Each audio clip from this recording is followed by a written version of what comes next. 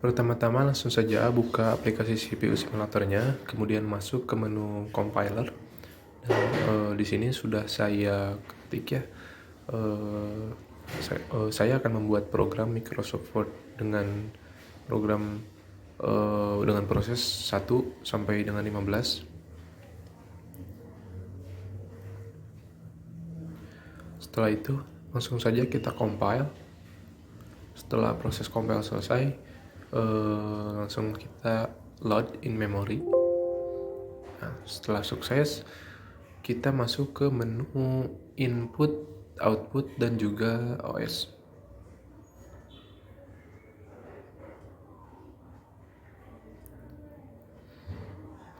Nah, di sini kita bisa lihat ya di program list itu sudah ada program yang saya buat tadi, Microsoft Word.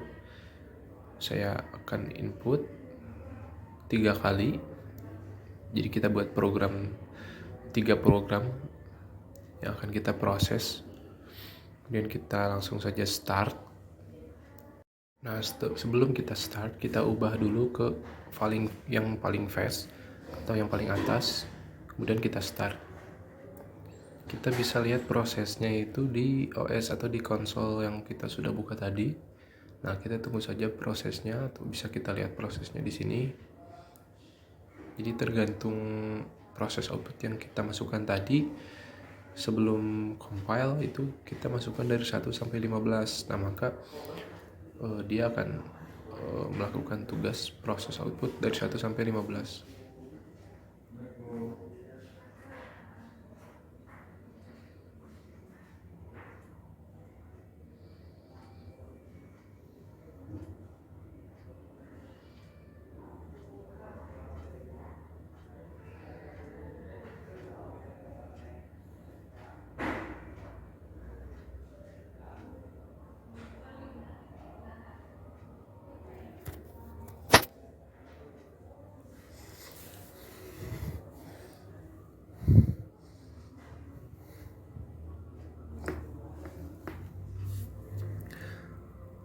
Apabila proses sudah selesai, berarti ini kita minimize saja.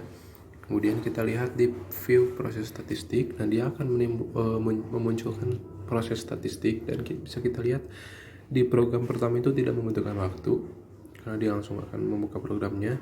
Tapi untuk dari program 1 ke program 2 itu membutuhkan waktu. Dia membutuhkan waktu 23 detik, dan ke program 3 juga 23 detik.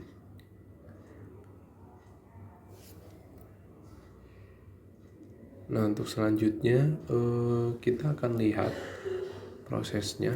Bagaimana kalau ketika program yang kita buat itu kita ubah prosesnya. Yang ini kita hapus dulu. Program yang tadi kita hapus. Kemudian kita ke menu compile lagi. Nah, di sini kita akan ubah prosesnya ke 10. Yang tadi 15 kita ubah ke 10, kemudian compile lagi. Setelah proses compile selesai, langsung kita load in memory.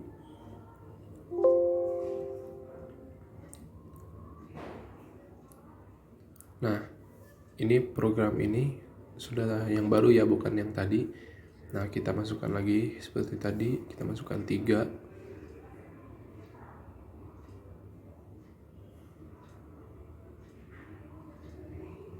Kemudian start. Setelah kita lihat prosesnya pada menu konsol. Saya lupa nge-clear ya yang tadi ya, tapi nggak apa-apa.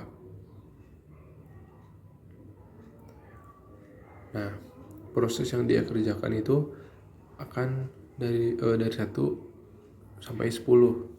Karena kita ubah tadi dari 15 menjadi 10, maka proses yang dia laksanakan menjadi 10.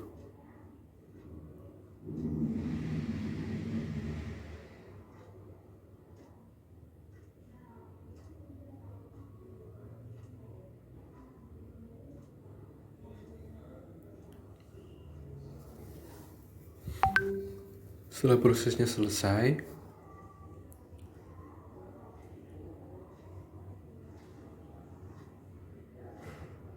kita clear lalu minimize. Kemudian kita lihat view proses statiknya berubah ya. Tadi kalau tadi itu 23 detik, sekarang 19 detik. Jadi tergantung proses yang dia kerjakan. Ya, apabila kita mengubah proses tersebut, maka waktu yang dibutuhkan pun akan berubah. Nah, terus selanjutnya kita akan coba bagaimana jika kita melakukan scheduling atau menggunakan delay proses.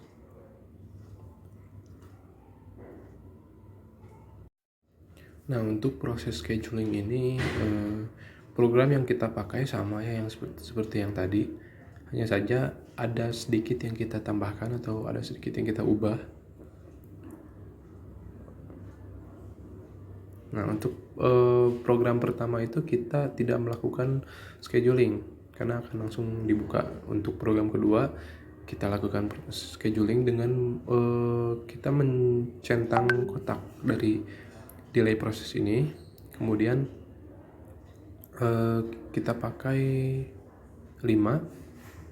Dan untuk program yang ketiga kita ubah, jadi tidak kita samakan dengan program kedua. Untuk proses delay-nya itu 10 untuk program ketiga. Nah, bisa kita lihat ya, untuk proses yang tidak delay dengan yang delay itu dipisahkan. Langsung saja kita start. Kita lihat di konsolnya lagi bagaimana proses yang dijalankan.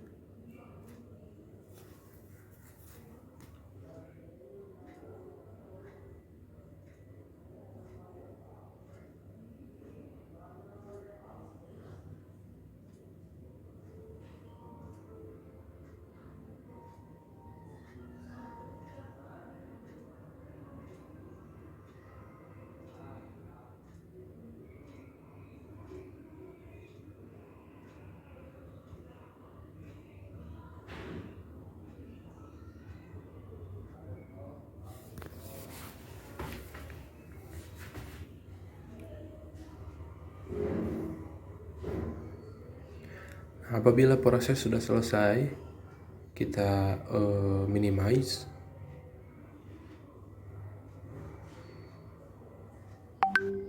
Nah, kemudian kita lihat di view proses stats-nya, ada perubahan lagi ya. Jadi memang apabila kita rubah perintah prosesnya itu, maka proses yang dijalankan program itu akan berubah terus. Hanya saja perubahannya tidak terlalu signifikan ya.